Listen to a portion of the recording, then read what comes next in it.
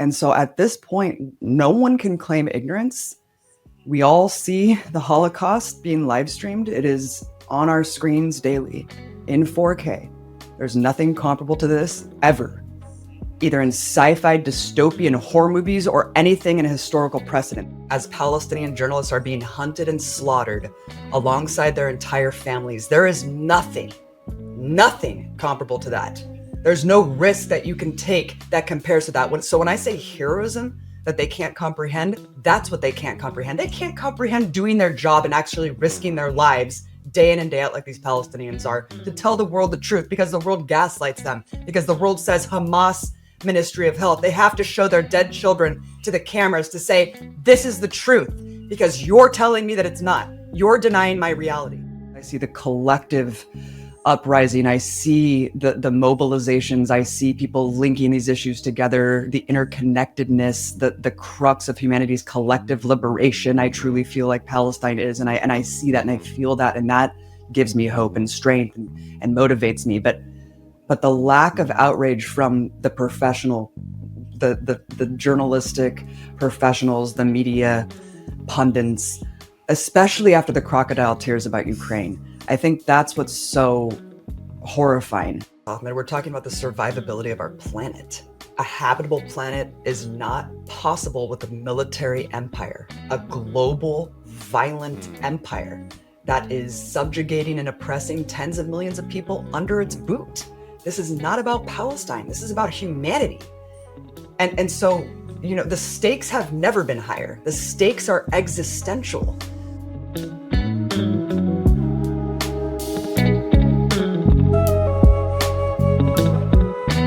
Welcome back to Out Loud. Today, I'm thrilled to have Abby Martin with me, a friend, a fearless journalist, and a filmmaker whose work has uncovered what festers in empire's darkest corners. From your groundbreaking Empire Files series to your documentary Gaza Fights for Freedom, which captures the raw resistance of Palestinians under siege long before October 7th, and now your new documentary, Earth's Greatest Enemy, tackling the environmental devastation of militarism. Your, how can I put it, unfiltered commentary, let's call it, calling out Israel's genocide in Gaza without ever flinching, has inspired so many, including myself, to face these horrors head on. So thank you so much for taking the time to join me. I'm very excited to talk to you. Thank you. So let's start with your deep dive into Gaza. You've documented the siege. You've documented the snipers targeting kids during protests, then the celebrations of those murders. Are you surprised, Abby, that we are at day 700 of this genocide and still have so many powerful governments and institutions, including the media, not only denying still that it's a genocide, but enabling it? I am. And I think that a lot of Palestinians are too, even though they were living through what I call a slow motion genocide. And anyone who's been paying attention knows that this has been a genocidal policy since the implementation of 48 and subsequently everything that's happened day to day for nearly the last 80 years, Ahmed.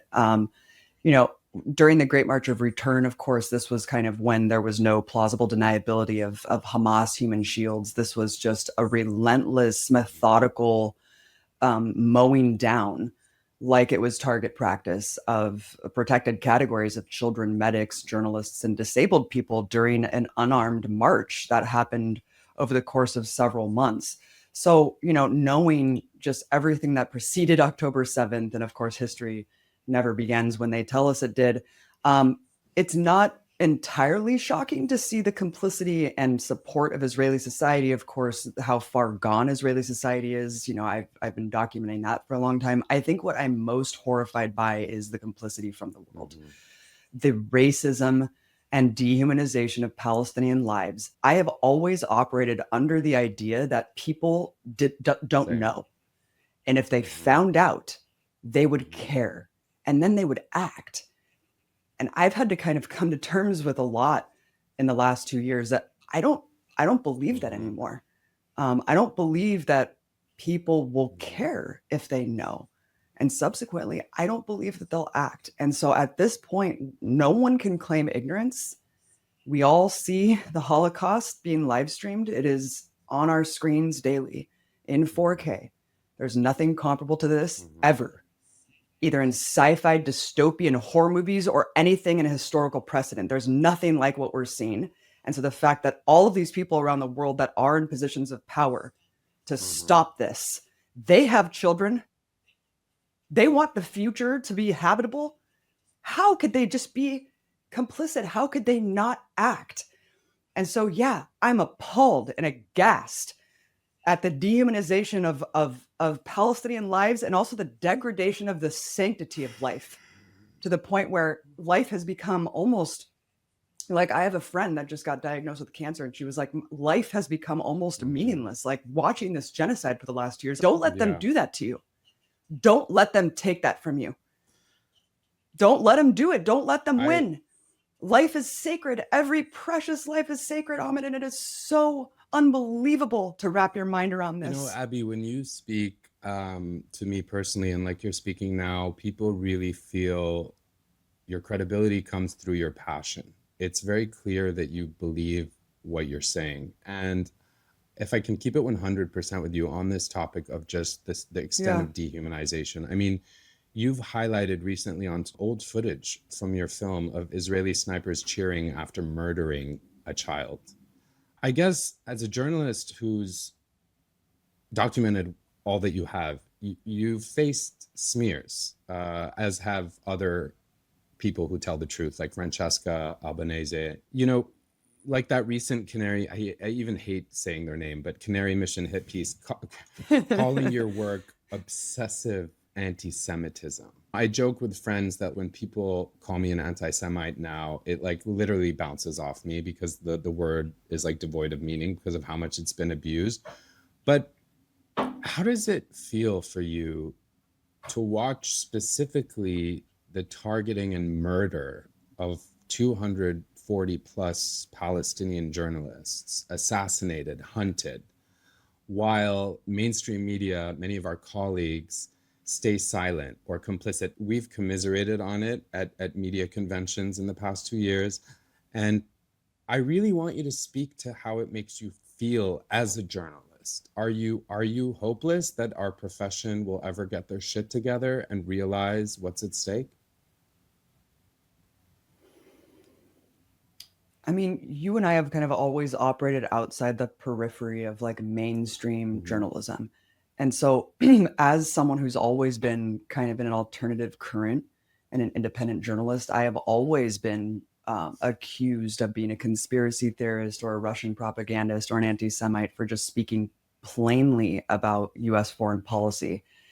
That has never deterred me or stopped me. I've been labeled such things for a long time, and that's how they do it in this country. They discredit you, they smear you, they marginalize you if you're not given accolades within the corporate media and you don't ascend within the ranks of these institutions, because it's all about access journalism and good old boys club and, you know, protecting the hegemony of these Western institutions and capitalism. But there's nothing like seeing over 200 journalists get killed. Again, like methodically, systematically hunted.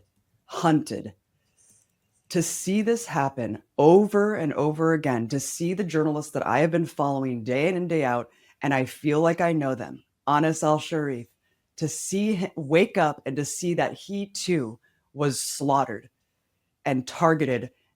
I mean, it just seems like every week it's like one of them just is killed, one after the other, and we just get less and less and less. When this started to happen, I remember organizing a vigil at the Oregonian here in Portland when the number was 100, and it felt like the most urgent thing in the world. How could 100 journalists be killed? There's no historical precedent for this. We know the statistics in other war zones. We know that this is purposeful and intentional. And at that point, Ahmed, I just remember looking around and just thinking, what is wrong with you? What is wrong with my colleagues in the Western press? Again, how could you be silent unless you don't consider Palestinians human? How could you be silent? about the systematic slaughter of your colleagues, because this isn't about Palestinians. This is about you. This is about your profession. This is about the credibility, the integrity. Do you not have integrity? I mean, I'll never forget that BBC letter that finally came out after the Doctors Under Fire, whatever. The BBC censored that documentary, and I remember that letter from like 200 BBC journalists came out a couple months ago, and I thought, finally they're putting their jobs on the line and saying we don't support this. And Ahmed, we know that it was 200 anonymous signatures because no one wants to put their job on the line. No one's going to assert their editorial freedom because they don't have integrity. This is what blows my mind. I mean, everyone has to pay a price, pay a cost, however big or small. I mean, you've mourned, like I have, heroes like Anas al-Sharif and too many to name, who warned the world Israel would kill them for reporting famine and genocide. I think it's fair to call this whole silence, this complicity, the manufacturing of consent, sort of a rot within the profession of journalism. And I don't know that we can reclaim it, but I do want to share with our audience something you wrote that really stuck with me. You wrote, Palestinian journalists are the bravest on earth.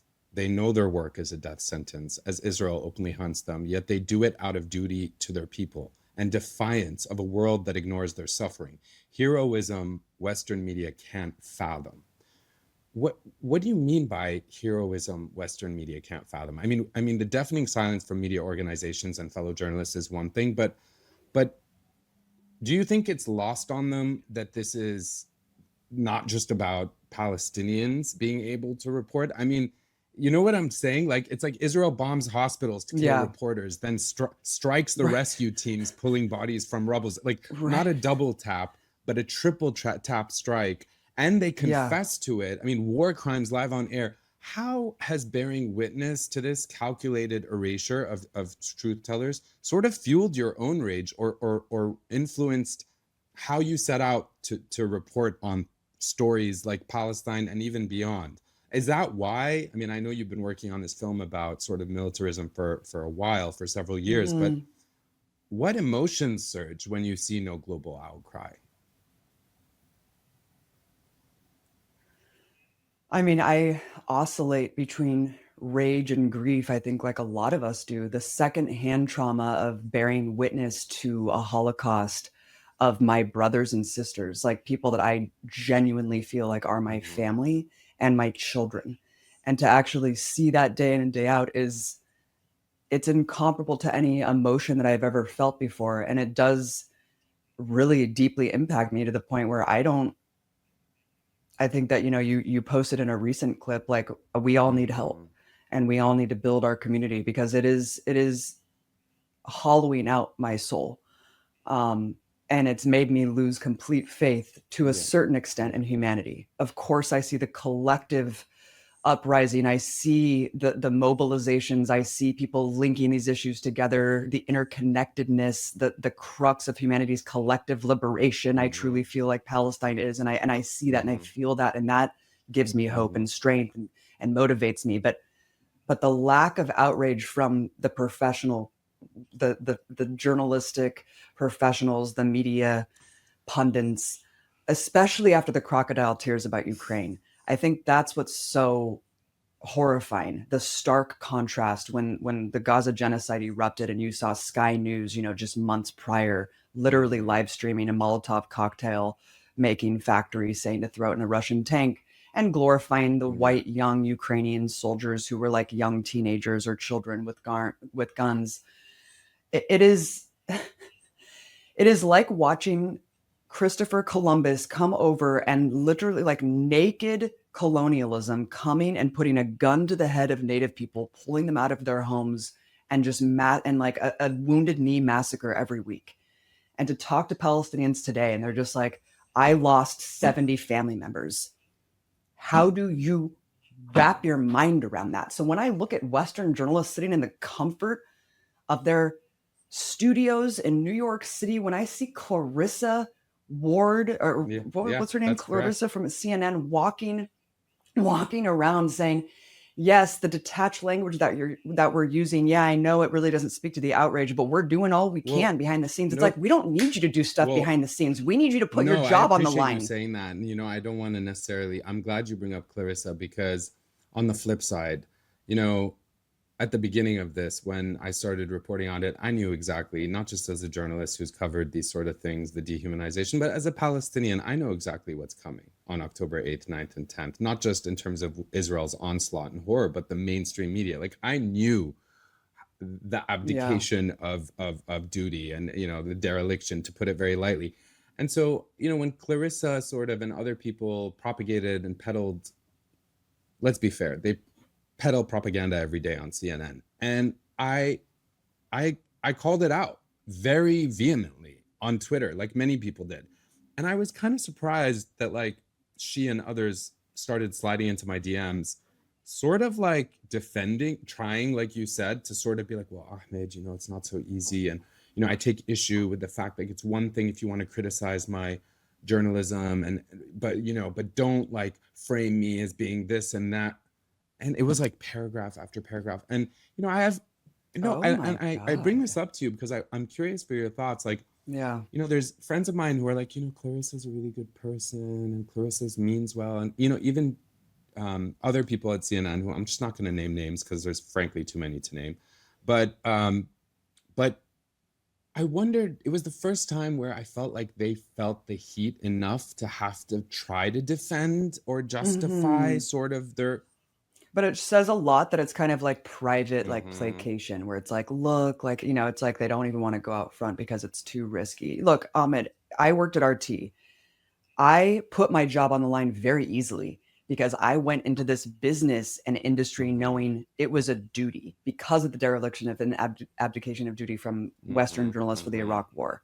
I knew that this was something that I had to do to fill a gap. The second that the Crimea incursion happened, and I felt like Russia Today was turning into a similar kind of propaganda arm that I had been experiencing with MSNBC, CNN, and Mhm. Fox News, I went to my boss and I said, I'm going to read this on air. And if you don't let me, I'm quitting.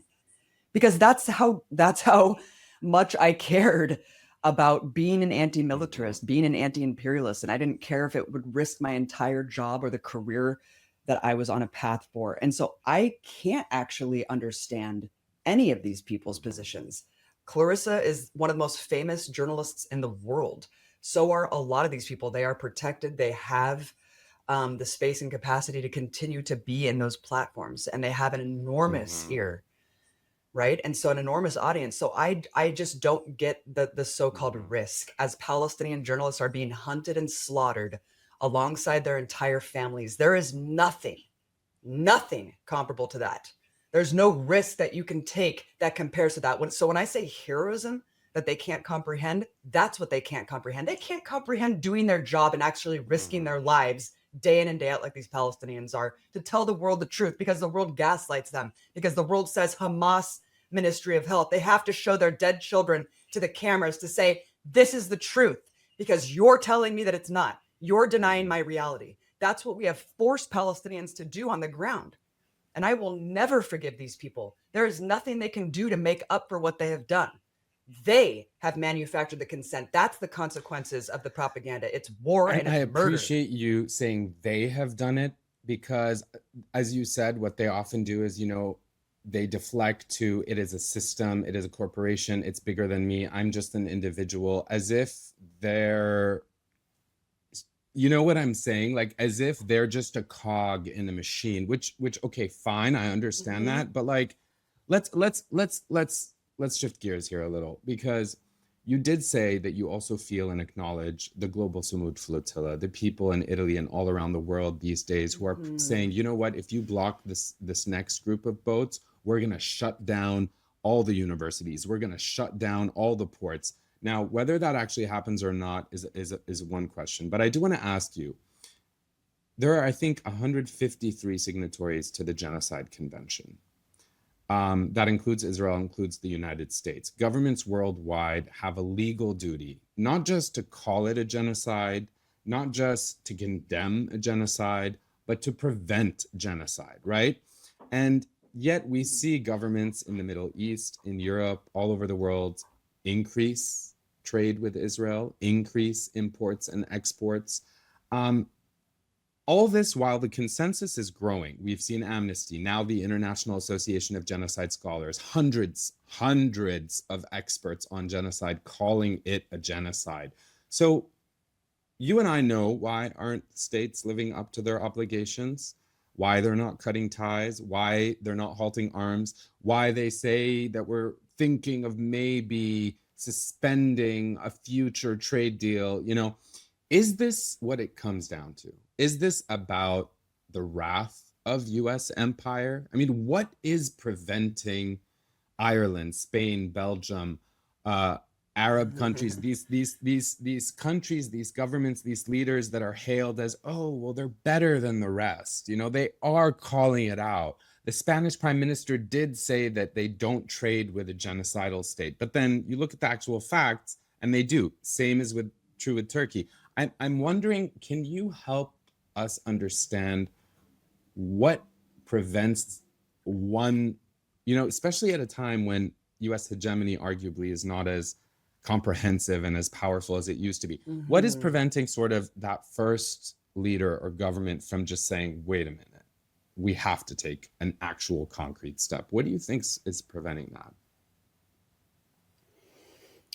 Well, I mean, if you look at the history of US empire and imperialism and hegemony that's been asserted globally, even though there's kind of a multipolar resurgence with Russia and China and BRICS and Latin America, the resurgence of the pink tide, things like that, global capitalism still reigns supreme, and the US military is the protector and enforcer of that system. And so similarly to how, the US empire learned from the draft and the massive civil disobedience movements and resistance to, advance civil rights and shut down the Vietnam War, it's like now we have this other mechanism in the US where we kind of have the poverty draft, and we've just beaten people down so much that they're just working to live and survive. They have no money for savings, and it's all being funneled into this $1.5 trillion defense budget every year. Similarly to that, I mean, the hegemony of global capitalism enforced through US imperialism has made it so there's a nuclear gun held to the heads of every global leader, especially with a belligerent kind of wannabe dictator Trump, who's made it very clear that they will economically so I'm going to jump you. in just because I believe that. Am I understanding you correctly when you think so? Like they're worried that the U.S. will nuke them? No, it's like more like. No, it's more just the threat of the fact that the U.S. has been the only country to ever use nukes on a civilian population. That's always kind of the looming threat of a belligerent, insane state that has threatened things like the Hague Invasion Act. They have said if you ever try U.S. leaders or their allies, we will invade the Hague. That's what they've said. They've passed that under the George W. Bush administration. So the fact that that's just kind of the looming ominous threat behind all of the sanctions, the tariffs, the economic warfare, that's the real impediment, I think, with countries that are just trying to operate day to day. They see countries like Cuba, Venezuela, they see their economies in free fall because of simply being shut off from the global market. And so I think, it is very bizarre when I see a country like Russia or China not step in and do more. But look, Russia and China are also being accused of genocide, of war crimes. They might just be out of self-preservation, not wanting to put themselves out there. That is exactly you know what I mean? What I think it comes down to. This idea of, in this system that is all the more transactional under Trump, the fake dictator, whatever you want to call him, I think there's an element of like, why should we rock our boat at a time of sort of, it's already like a difficult economic time globally. One could argue for a myriad of reasons. Like, why should we step out there and take that risk that you just outlined? What's in it for us? I don't know. It's like, I never, I'm not naive enough to believe in altruism, but like, even in the Arab world, like it, people ask me sometimes when I'm here, people who are in pain, people whose souls, like you described, are increasingly hollow because they are watching these videos. They are seeing the reality of what Israel and the US and its, backers in Europe are doing. And they ask me, Ahmed, like, why doesn't Saudi Arabia or Qatar or whatever country like threaten to use their leverage. We keep hearing Keir Starmer and all these leaders talk about like, we're going to use our leverage. No one is using their leverage. Like, why don't we see bold moves by these states? Like, is it that they don't want to ruin their relationship with the US? Is it because of US militarism and all the military bases that they believe are protecting them from other threats like Iran? Like, you know, when the evidence of slaughter is so undeniable, when the upending of any sort of, you know, Gabor, when I had him on my podcast, was like, Ahmed, you're so naive. Mm-hmm. You think the rules-based order ever actually existed? Like, and I was a bit, you know, I had no issue with him calling me naive, but I was surprised that he was so adamant about, like, it never existed. It was always an illusion. Well, especially because we've seen Saudi Arabia, the oil embargo in the past. I mean, we saw Iran threaten to shut down the Strait of Hormuz. I mean, we see bold things happening historically that aren't mirrored today when the situation is so much more consequential and extreme. So I think it's a very fair question. Like, what has happened? And that's the deliberate co-optation and basically folding in all of these Gulf states as client states, as assets of empire, which didn't used to be the case. Not to mention Jordan, Egypt, and the ones that are like immediately on the exactly. Okay. Exactly, and that's really horrific because, like you're saying, this is like something's got to boil over, because the populations of these countries are certainly just watching silently in horror. They can't protest. There's so much repression. I mean, something has to give. That's what But I don't think it's fear out of Iran. I think it's just literally, again, self-preservation, even though you would think when you're seeing fucking, you know, bombs and jets flying over your airspace and you're actually sending your, like Jordan, for example, protecting Israel. How do you think that's going to be contained? Do you think that Israel's not going to go after you eventually? I mean, we saw op-eds from like Israeli newspapers being like, okay, Qatar's next because of Al Jazeera. It's like they're never going to stop. Exactly. That's what's crazy. And the whole greater Israel thing, I mean, we could spend hours talking about people. I don't think Netanyahu, I mean, I think there's some crazy people in Israel who actually want greater Israel to become a reality. But what I think they're doing by talking about that is like creating an illusion, or like, you know, it's like saying, oh, we're going to do this. We want to do this. So that when they only take over the entire West Bank and Gaza, people will be like, oh, well, that's kind of reasonable of them. Look at them being restrained. You know, they're not taking over Kuwait, Syria, like Iraq. You know what I mean? It's just so frustrating. Shifting a bit to the streets, where I like to dwell. You've urged escalation in protests. You've urged escalation in direct action. And I'm curious, what do you make of groups like Palestine Action shutting down arms factories to starve this beast? I mean, with the UK's ban labeling them terrorists and mass arrests of old people, of disabled people, for waving placards that simply say Palestine Action is not terrorism, I oppose genocide. I mean, the criminalization of dissent, something I've admired you covering so eloquently and comprehensively for so long.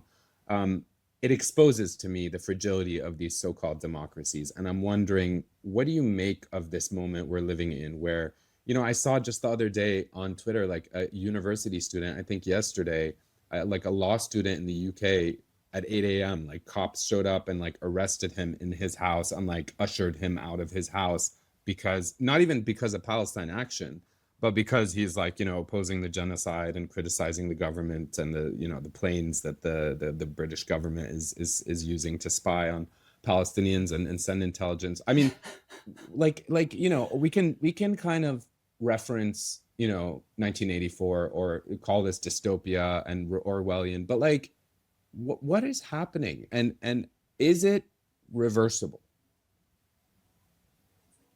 Well, it's like even worse for me than like Brave New World, because it's Brave New World run by the people who are in idiocracy. It's like a mix of the stupidest idiots and these like technocratic elites who are just maniacs, like Elon Musk and Peter Thiel and Alex Karp. And then it's like they're running the Brave New World infrastructure and running our telescreens that we have on us all the time. We're getting tracked, surveilled. I mean, it is comically dystopian.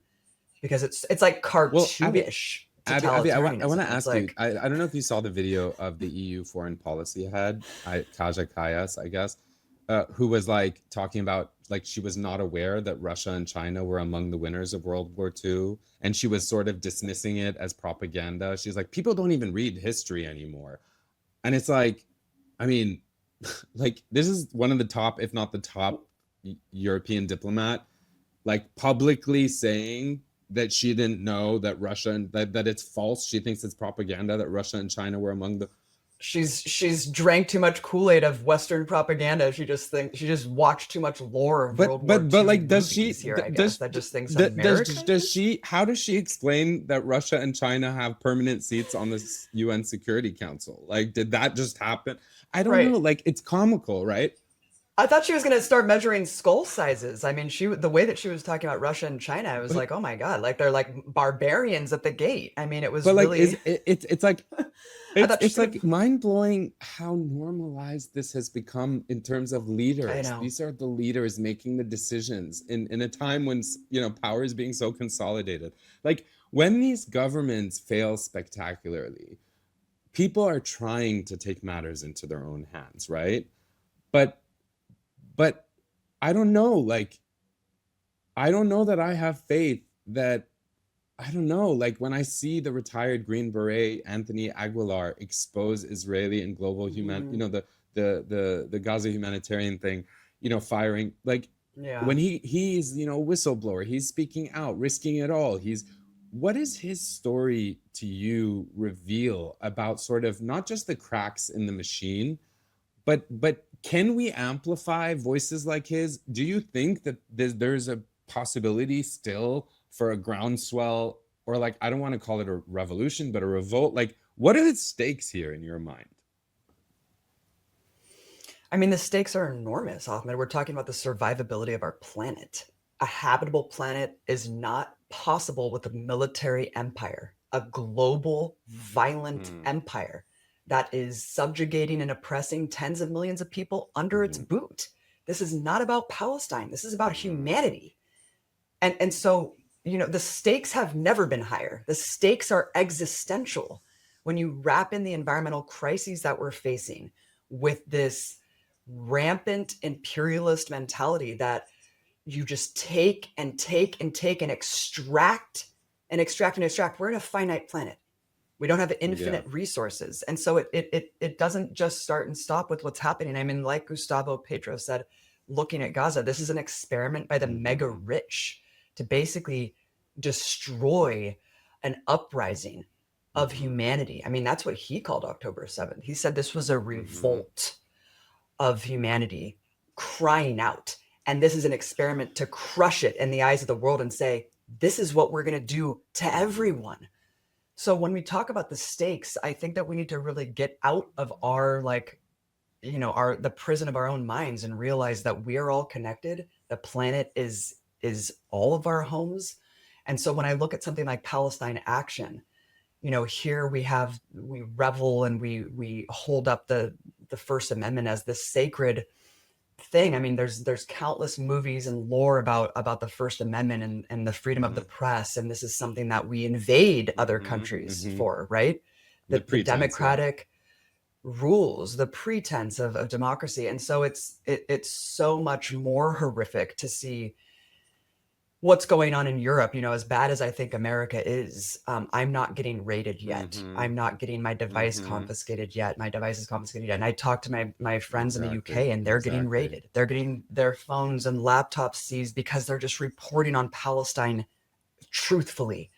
And then you see Palestine Action. I mean, and they're changing this law too, where apparently juries, it's not jury nullification, but it was juries that could decide if they're doing the right thing and they can override the criminality of the. And so a lot of the Palestine Action people were getting off because the juries were like, this is right.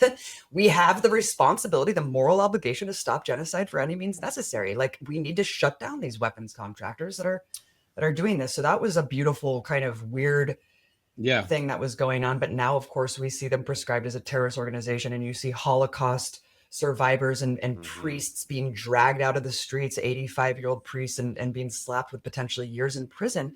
It is, again, it's like, it's cartoonish because it's so incomprehensible that this is what we've allowed and normalized, when we should be putting our there should be, like, let's compare it to World War II. the Allied forces, where are they? They're the ones protecting Nazi Germany. Where are the armies going to free the people in the concentration camps? Where are the Allied forces going to destroy Nazi Germany? It's the opposite today. It's inverted. And that's what's so crazy. It's up is down, black is white. And, you know, like Muhammad Al-Kurt says, drone bombings are not terrorism, but words are. Okay, let's try to be a bit hopeful. No, because it's amazing how you can wrap it all up and make it make so much sense, but in making it make sense, you paint a very sobering reality. But I do want to kind of ask, okay, so on the flotilla, okay, defying the blockade, you know, trying to send aid, whether it's symbolic or not, I don't want to get bogged down in that conversation, but I don't know, you know, the us versus them paradigm that people leverage to sort of like demonize and dehumanize. What do you think of the fact that now it's dozens of boats from 40 plus countries? There is some hope to be had and felt there. And I wonder, maybe more specifically, does the inclusion of a veterans ship matter in your mind? You know, sort of like soldiers turning against empire, against imperialism, right? Against the empire they once served. I mean, what do you think will happen? I'm not asking you to sort of like predict the future, but do you think that the Israelis are feeling that there is an element of pressure in at least how to handle it? Because you've seen, of course, Ben Gvir say, oh, we need to treat them like terrorists and we're going to put Greta in a cell and we're never going to let her leave. And I mean, what do you think? Well, I realized that in this question, I forgot to comment on the Green Beret guy, please, who is basically a trained killer. This is what this guy is a trained killer. He's an assassin. He's one of these mercenaries that you watch like in movies and you're like, oh my God, this is like the special forces that goes in and does the kill squad. Like these are the secret assassins. These are the mercenaries. So to hear that guy, which I personally don't think should be elevated as a hero because he's a killer and has probably like killed a lot of people. But at the same time, his testimony is quite revealing, because if that guy who kills people for a living for hire thinks that this is too far, what does that say about the unprecedented nature of the assault, about how grievous and heinous the crimes on a daily basis are, that even that dude can't stomach it? But when it comes to veterans and active duty soldiers, look, we're never going to win unless we have the armed force. Look, every coup, you look at every successful coup in history. When is it not a successful coup? When the armed forces don't agree with it. So true. Right? Like literally. And so it's like my husband, Mike, he's an Iraq war veteran. His story is insane. He joined the army 2 months before 9/11, and all of a sudden he's 17 years old invading Iraq. When he came out of that experience, he has dedicated his entire life to try to get people out of the military. It is extremely easy to do, and everyone should, because you're basically just sacrificing your life for capitalist pigs to make money. It's not about anything else. And so I think that the veterans contingent on the flotilla is just one kind of avenue of showing how soldiers are waking up as well. They might not be able to come out front and say it, but I think that a lot of soldiers are looking at what's going on in Gaza and saying, hold on, I don't want to put myself on the line to kill. Like, why are we starving babies? Like, what is going on? How am I going to like die for this? Or, I mean, for example, other active duty soldiers who had been told by a general a couple months ago, we're going to go to war over Taiwan in the next 8 years. So get used to seeing dead bodies, go to morgues, get used to it, because it's like, I'm sorry, you're telling soldiers like we're going to go die for Taiwan? Like, can you imagine? It's like they have like climate change, these out of control fires, you can't afford gas or eggs, and you're like, get ready, boys. Like, well, because okay, so because you interject, you talk about climate change. Earlier you were talking about like the extractive sort of culture, the extractive world we live in. And I think, you know, my sister and I often talk about sort of the need for regenerative models across the board. It does feel like we are further and further away from that, because I feel like there's a certain level of disconnect. And I don't know, maybe I'm playing devil's advocate here, maybe I'm revealing my deep concerns about the future, but it feels like because of comfort, because of capitalism and how unfettered it is, because of all these devices and all this compare, I mean, look, in the US, in so many countries, the middle class is shrinking. As you said, people are working for what? Like, post COVID, we had this moment where the world was like, oh, we're all going to be reflective and, realize what's at stake, and we have finite resources. And it feels like, for a myriad of reasons, now we're even facing a more extractive approach of like resources on the planet. And so I guess what I'm wondering is like, do you think, and maybe you can talk in the context of your documentary that you've been working on. I have a question for you later about it, but like, it's really powerful to hear you say like why, and especially in the context of your husband's story that you shared with me, like why are people willing to be in this machine, and sort of like, why have we not yet? What do you think it'll take for the revolt to, like, do we need another nuclear confrontation? Do we need like more widespread natural disasters? Like, what do you think it is that's missing before we start to take the necessary steps towards preserving our planet and the human race? Because I don't want to overstate it, but it feels like we're accelerating towards a faster demise than is needed. Mm-hmm. Yeah, and again, like kind of reshifting my entire perspective on the work that I Mm-hmm. do, and how humanity and human psychology is very Mm-hmm. fragile. And before the genocide, I always thought the more degraded people's state, material reality Mm-hmm. is, the more that they will like wake up, and I things will don't feel become like more it's like urgent, and that. they will kind of connect these issues. And that's the opposite now of what I realize, that the more degradation happens, the more fantastical thinking, the more Mm-hmm. detached people will become, the more conspiracism will rise, because it's easier. It is so difficult to look at the future with clear, open Mm-hmm. eyes, removing the Mm-hmm. rose-colored glasses. For me, it's empowering. But I'm not, a lot of people are not like me. They don't dive headfirst into like the most horrifying truths that exist. Like I'm empowered, and I am moved by it, and I find Mm-hmm. love and connectivity with like the people that are acting in and mobilizing Mm-hmm. around these issues. And that's like family to me. But for a lot of people, it's Mm-hmm. too much, especially when we go back to the survivability, the day to Mm-hmm. day. You don't have enough money in savings. You just got to bring your kids to fucking Mm-hmm. school. And so to dive really head first into what we're dealing with, Ahmed, I think it's too much. But looking back at the 60s and 70s, I just saw someone was showing me a UN resolution that basically declared Zionism was racism back in like Mm-hmm. 1975.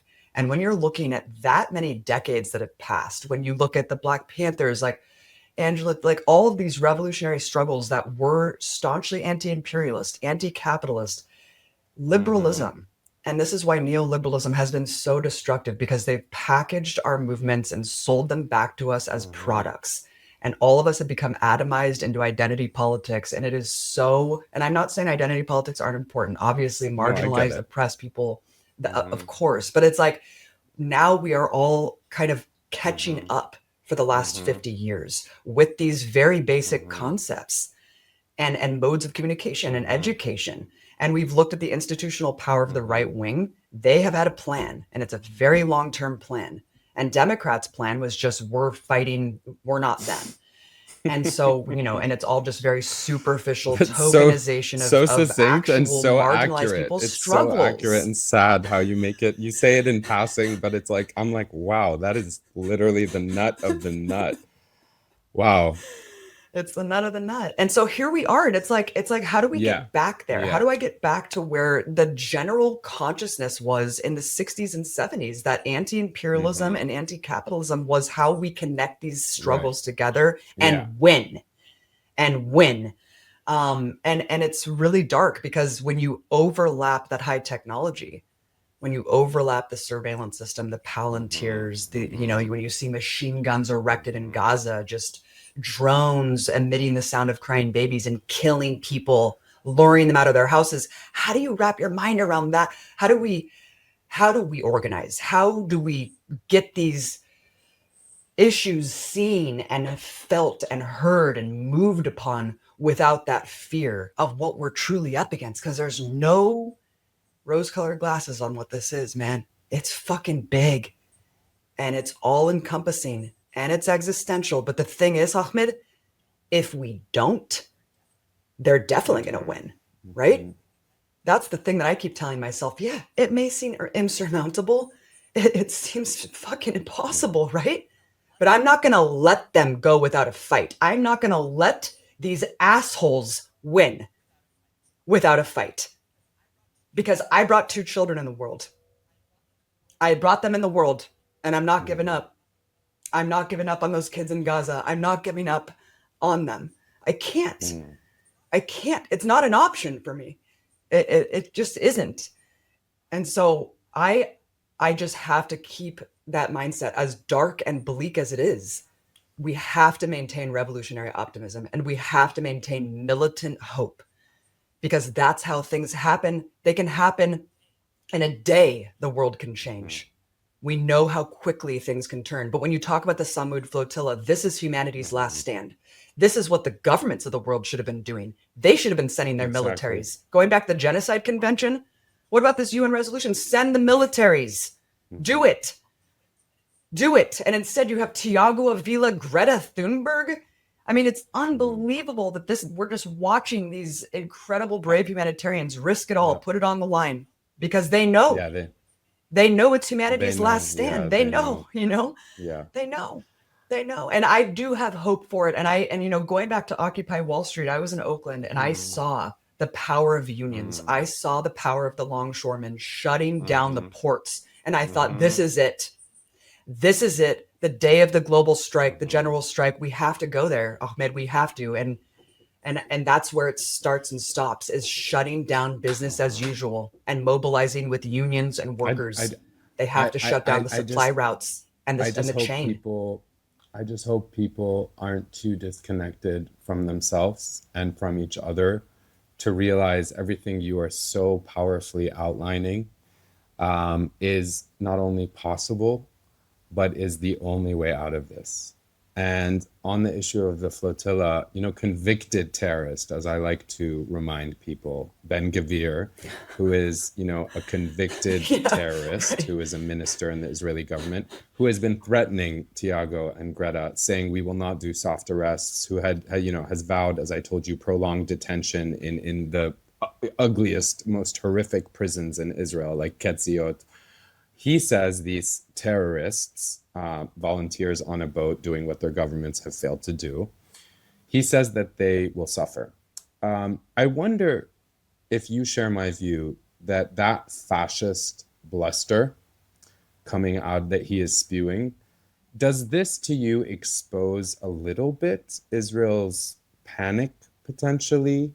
And I don't know, I guess, like, you know, seeing the flotillas over the years and in the last 2 years, and now seeing that it's dozens of boats and being in touch with the teams, like I'm sure you are, to varying, it is creating some softness around my very hard heart. And I wonder if you see it as a sign that, you know, that we are gaining momentum, not just for Palestine, but as you've outlined it, in the struggle for our future. Do you think there's an element of awareness that, wait a minute, now it's dozens of boats? Like, you get what I'm getting at? Yeah. Yes, no, I 100% do. And this is what's so amazing and beautiful about the struggle for Palestinian liberation, and having it be the kind of the crux of humanity's liberation, is seeing, you know, 44 boats, more joining from Tunisia. I mean, the effort that all of those activists went to Egypt and were beaten by police and arrested and rounded up, all of the efforts, all of the mobilizations over the last 2 years, relentless. I have never seen anything like it. Ahmed, never. And I think, again, like, it's very easy to get down in the horrors of it all, the unimaginable trauma and horrors and suffering, especially talking to our brothers and sisters on the ground there. But when you bring yourself at it and you say, I'm the majority, billions of people care, billions want this to stop. They care about those children. They love those children. They don't want a future like this. We have to remind ourselves that there's a very, very tiny clique of billionaires who position themselves to basically make all of these decisions for the entirety of the planet. And the vast majority of humanity agrees with us. And you just have to look around the world. You know, even just in Portland where I am, it's very easy to get disconnected and just to tune out the rest of the world. But every little shop here, Palestinian flags, every little, person that I come across, it's like, you know. And that's so meaningful because there's no turning back for Israel. And that's, I think, the most beautiful thing of all is that even though they are committing a genocide and a Holocaust, and even though they want to kill every last Palestinian and eject them from the land, they can't survive. Zionism can't survive because all they know how to do is kill. That's all they know how to do, to stay in the same place. And it's not a surviving strategy for the world. It's not a surviving strategy. No, and we see, I mean, Israel wouldn't be spending billions of, they just did what, like a $25 billion deal with Google to spread Israeli propaganda. That's all they have is Hasbro. For 6 months, 45. I mean, I have friends who work at Google, and they're just like, I mean, sadly, they're still at Google, which is a whole nother conversation, but you know, people got to live, whatever. I guess my question is like, it's so fucking out in the open that it's just like, I know. It's like,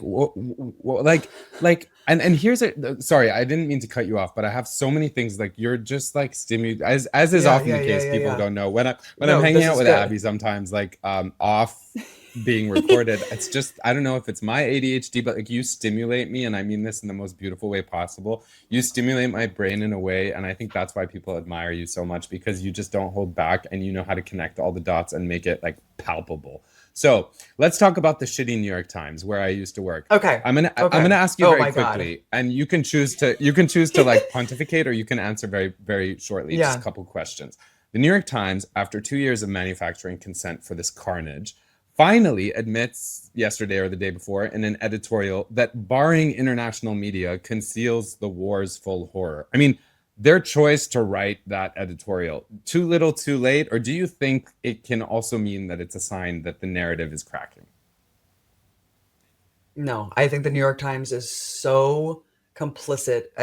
Look, this isn't Fox News. We know what we're going to get when we go to Fox News. This isn't even CNN or MSNBC. This is the Bible for liberals. This is the intellectual dogma for liberals. This is their narrative. This is the paper of record. In Portland, every copy shop, the New York Times, baby. So that's why it is so much more damaging, and that's why they have so much more of a responsibility to tell the truth, and they have been the worst. They should be tried at The Hague. They need to be tried at The Hague for their complicity and manufacturing consent for this genocide, Ahmed. They have been the worst. We know the style guides. We know that you can't say Palestine. The New York Times has one that goes further. You can't say ethnic cleansing. You can't say occupation. You can't say genocide. So you can't even say facts. You can't even actually say things because you're going so far out of your way to absolve culpability for the perpetrator of the killing. It's painfully constructed haikus. Palestinians drop dead. Oh, the missile finds the patrons, and it's like, what do you mean the missile finds patrons in a cafe? Who pulled the trigger? And you know, my job once upon a time was to write those headlines. Like, what a shame. People are like, oh, you worked at the New York Times, like you were 22, you must have been. I was like, I lasted 6 months, and I was like, get me the hell out of here. I mean, it was during the Iraq War, and I just the things that I saw in passing, like I was still young enough where I was like wanting to believe that there was like, but I was just like, whoa. Okay. Screw the New York Times. Thank you for that. Hundreds of IDF reservists. Let's talk about the IDF reservists who are signing statements refusing to join this. I mean, you saw today, they struck a multi-story tower, gave people 10 minutes to evacuate, even though there's thousands of people in tents around it. You know, this invasion of Gaza City, we're seeing hundreds of IDF reservists calling it illegal, saying, puts the hostages at risk. Is this, even if it's puts the hostages at risk. But is it a drop in the ocean of like, maybe, I'm not trying to suggest by any means that like, they're going to wake up and be like, but I'm looking for hope within this horrible system of I know. supremacy and oppression, because I need to believe that, as indoctrinated and brainwashed as they are, that they're, because people get pissed at me, Palestinians, understandably, when I share like the refuseniks, or I share certain groups of people Hmm. who are working with Palestinians who have Israeli citizenship to try to do something under the system that is so oppressive. Not just oppressive on the Palestinians, but oppressive on their own citizens. So my question is, like, do you see these developments, however small, as like hopeful at all?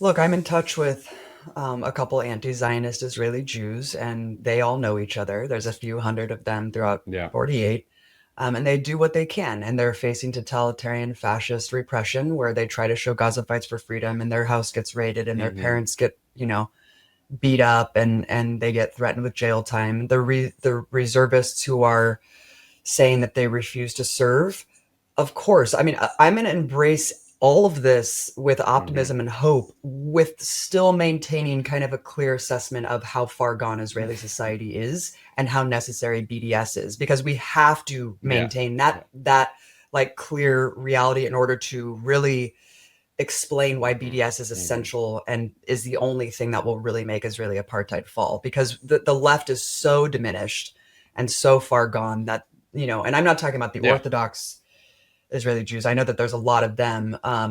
But no, the secular Israeli Jews who are anti-Zionist are so few Mm-hmm. and far between that, unfortunately, even organizations like Breaking the Silence and stuff like that, they're still Zionists at the end of the day. I mean, I've met a lot of Israeli Jews who call themselves leftists, who just say that occupation should be more humane. It's a little bit Yeah. too inhumane. And I'm like, how do you call yourself a I know. leftist though? Like, it doesn't really Yeah. make sense. But look, at this point, if I were an Israeli Jew and I was horrified by the genocide, I would do everything in my power to stop everyone I knew Mm-hmm. from serving, as Mm-hmm. well as going and being a human shield in the Mm-hmm. West Bank. And so, that's like what's needed first and foremost. So I appreciate the protests. I know that a lot of the protests have been about Yeah. the hostages Yeah. and Netanyahu Yeah. for corruption. I'm not sure, like, I don't know how many people are out there actually protesting Yeah. genocide, but I Very few. encourage Very everyone who few. Yeah. is. Well, You know what I mean? It's like kind of like you know, really symbolizes a very dark rot. Abby, respect for you and your moral clarity and your consistency and your ability to articulate all this. Not many people I know are so able to do that, and so I'm so grateful now, because our audience will hopefully absorb some of that. I do want to talk about your new documentary, Earth's Greatest Enemy. Correct? Yay. Okay. It Yes. uncovers the US military as the world's largest polluter, exempt from climate deals, poisoning water, scarring landscapes, all, while fueling wars and genocides like the one in Gaza. So I'm curious, how does connecting that environmental devastation to this genocide deepen your fight? And also, what do you hope it sort of triggers or stirs in people who watch it? What are you hoping people take away from it? When we did Gaza Fights for Freedom, it was such a and this is such a weird thing to say, because Palestine has been the most heavily documented human rights atrocity in Mm-hmm. history. There's countless books, articles, documentaries, but there was never like an unabashed, unapologetic pro-Palestinian narrative like that was telling a story from their Mm-hmm. lens, that demonized the other side as the naked colonizer monsters they are. And that's what I think was so impactful about the documentary, and why it became an underground success and a tool of the movement. That is what we intended to do with this movie, Ahmed. We are not trying to get accolades. I'm not trying to get film festival awards. And I'm not trying to get on the front pages of magazines. I am trying to catalyze people's awakening to understand that the monster of US imperialism is going to destroy the planet and humanity at large. And so what made me kind of want to dive into this subject was just seeing these piecemeal studies coming out in academia about the US military being the world's largest consumer of Mm-hmm. oil, 270,000 barrels a day, and how that alone made them the largest climate emitter on an institutional basis. And I was like, hold on, what else? What else Mm-hmm. is there? If that's just the oil purchases, we go to the supply chain, we go to war, we go to the impacts, the fallout of all the environmental devastation of Iraq, the poisoning, and no Iraqis untouched. The amount of bullets used, we're talking about just munitions, 270,000 I mean, 270,000 barrels of oil, 270,000 bullets for every like Iraqi killed. That's the estimate. And when you look at the toxic fallout of that, the water, I mean, water is cyclical. When you look at PFAS contamination, all of the chemical contamination from just maintaining an arsenal as big as ours. When I say a global military empire the size of ours is incompatible with a habitable planet, I mean it. Because you can't, even just the sheer surplus of weaponry, tanks, and aircraft alone. We're not even talking about the utility and use of these weapons. We're just talking about the nature of existing and maintaining them, and the amount of toxic waste that's dumped. Millions, 22 million tons, dude. Every year they just dump it into the environment. And then you go to the, I went to Guam, I went to Okinawa, I was there with these frontline communities protesting the military. And it's just so unknown and off the radar because the military is sacrosanct. It's revered and it's unquestioning. And so this movie was my attempt to have an intervention in the environmental movement, similarly to how Greta's doing. Why are we talking about climate change without acknowledging the monster in the room? This is an elephant that if we don't address head on, we're all going to die. And I don't say that lightly. And again, like I use this to empower. I think it's beautiful that we can awaken ourselves and understand truthfully what we're dealing with, but we have to. We cannot ignore this anymore, Ahmed. We have to tie all of this together. I'm thinking, I rarely stutter, but you make me stutter because that's a lie. I do stutter. But no, I'm thinking of asking you sort of, I'm curious because you have this, when you say those phrases and then you are aware enough that some people will hear what you're saying, we're all going to die, and sort of be like, immediately dismiss you. I'm just going to keep it real. I know. No, but what I mean is because I think you're right. And I think that the reason people want to dismiss it is because they don't understand it. And when you say you make the intention, the motivation, part of why I made this podcast is because I have so many people in my life I've come across in my career like you, but also just ordinary people who inspire me, who teach me, who humble me, and who empower me. And I often focus on the motivation behind anybody's decision, like in all personal relationships and all professional relationships, including the New York Times that we just discussed. Like, what is their motivation in that style guide? Like, it's very clear. They don't want, blah, blah, blah, blah, blah. So for me, I really admire and I appreciate, and I just want to say this for the audience's sake as well. Like, the reason I'm having you on, the reason I'm doing this podcast is, for me, it's an attempt to try to highlight people who are challenging the status quo in a constructive way. And I think that's what you're describing your documentary's intention as.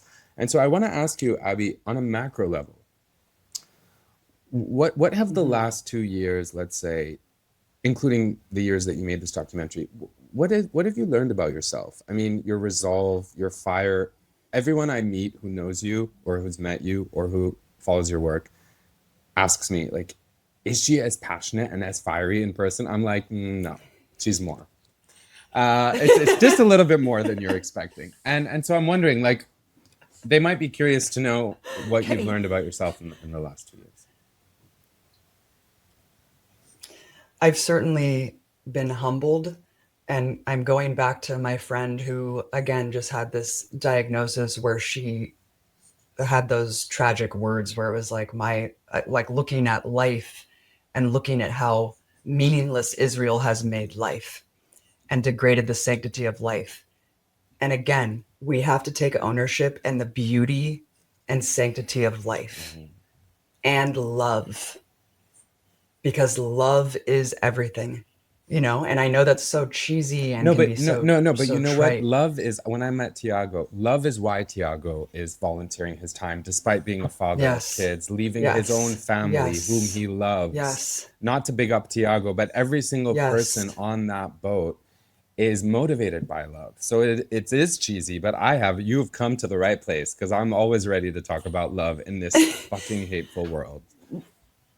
No, and that's so true. And it's like, I know that I say things that are really dramatic, like we're all gonna die if we don't change the planet in the next, in a couple generations. But Like yeah, I'm worried about where this yeah. is going.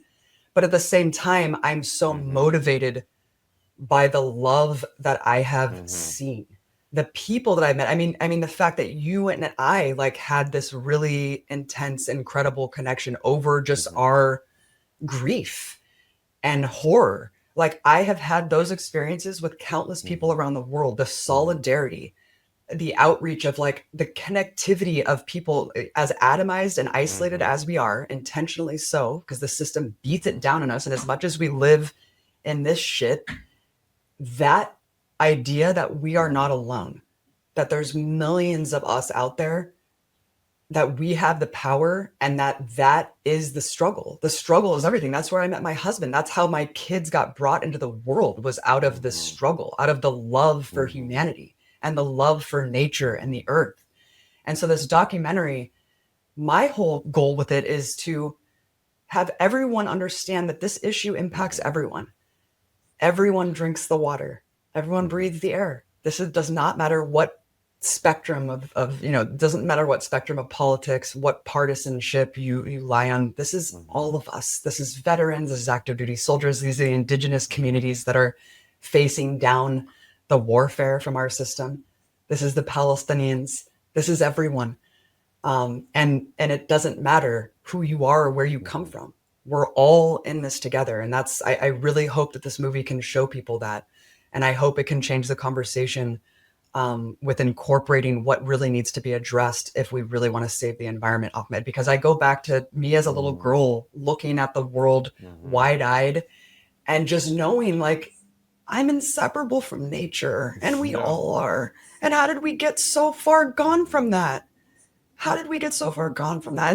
And so when you ask what have I learned about myself and what has this genocide shown me, not only my privilege and my safety and my luck from just being born here geographically, but being able to go and revel in the sky and in the trees and the enchanted nature of like just the love and being nurtured by nature. That's my spirituality. Me That's my too. God.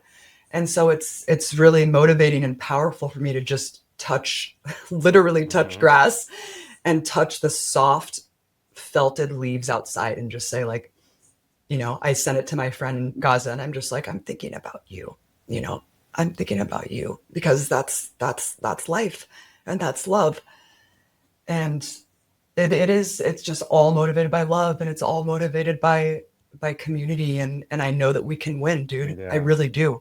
You I know, really do. And the yeah. thing is, we have our numbers on our side, man. We really And we do. do. And you talked about your kids a bit and how they were brought into this world through this struggle, through love. And, I haven't met your kids, but I don't have kids of my own.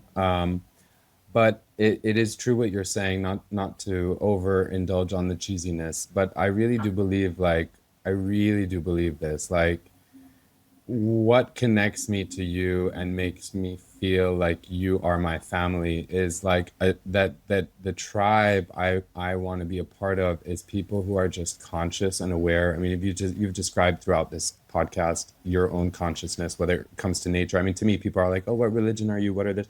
To me, like, God is mother nature. Like, it is the divine, it is the Hmm. inexplicable. Like, why does the moon do this? Why do the waves do this? And so I just really appreciate you reminding us all that we really are connected, even if we don't want to acknowledge or don't have the capacity to acknowledge how connected we are, across the borders, across the boundaries, and across all the different lines that systems would like us to believe separate us. And so, with that said, I do want to say, in this void where governments have completely failed to do the bare minimum, Abby, what is your sort of last message to listeners on keeping the pressure through, for Palestine, for climate change, but specifically for this genocide ending? I mean, through boycotts, through daily defiance. I mean, how can people who are listening to this who are undoubtedly inspired by what you're saying, how can they turn their emotions, their rage, their inspiration into the necessary waves to break down the walls, to free the Palestinian people and to free all people? It's a big question. I mean, What? Abu Bakr, Yeah. Ahmed, our friend who just escaped the genocide, he was asking me, why did it take so long for people to realize what Israel is? And I don't have a good answer for that, and I'm sure you don't either. Why did it take a genocide? Why did it take this? But what it did was awaken the masses. Consciousness has exploded. I know that it doesn't bring back the dead, and it doesn't stop the horror. But what it did do was put Israel on losing ground.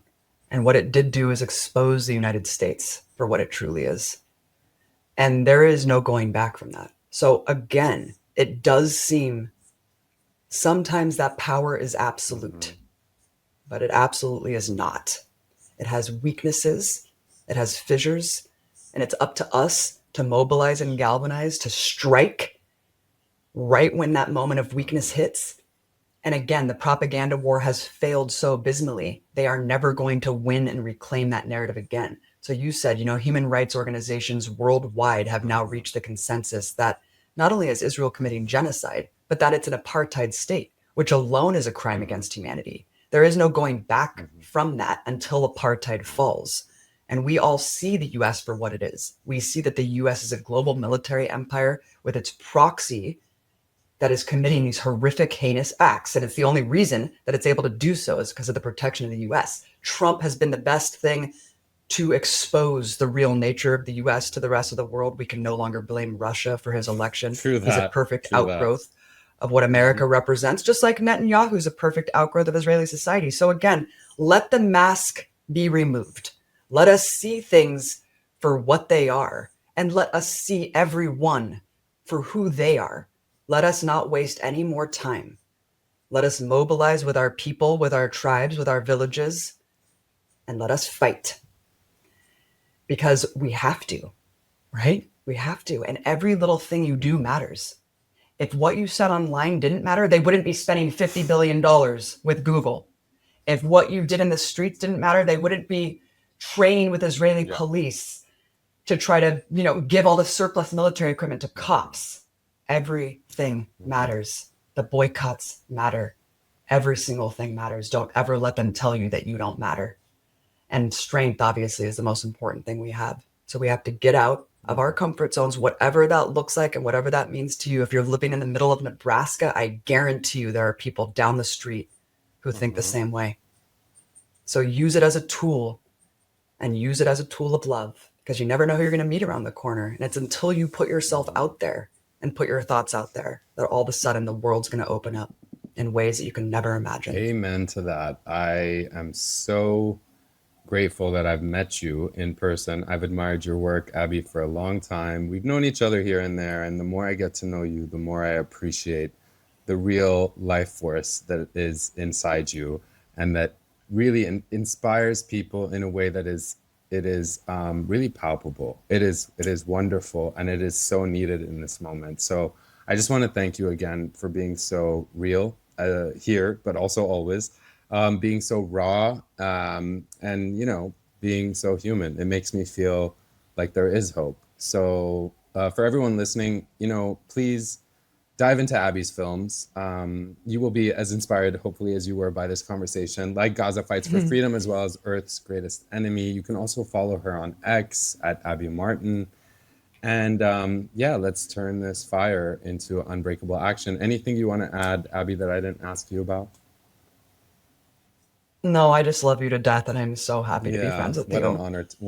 I know it's like, sorry, I don't have anything. No, that is wonderful. Metaconder. I'm just I love you you. Too. And really, love is, what is that really cheesy thing that guy said? Love is all you need. That was in a movie, like Moulin Rouge. Love is all you need. I mean, it's like, well, let's dumb it down to love is all you need. I mean, but really, when there's so much hate, in human policy, and like so much hate and far too many human interactions, maybe love is all we need. I mean, I love you, and you make my life better. So that's something that's been like a really good thing that's happened to me. You're over the last 2 amazing. years. Okay, now I have to stop. People are going to be like, get a room. But they've already said that on Twitter. Get a room. And look, she has a room and a house and a husband and kids. Thank you very much. I, on the other hand, only have a room. But enjoy and laughter and all those things. That matters too. But listen.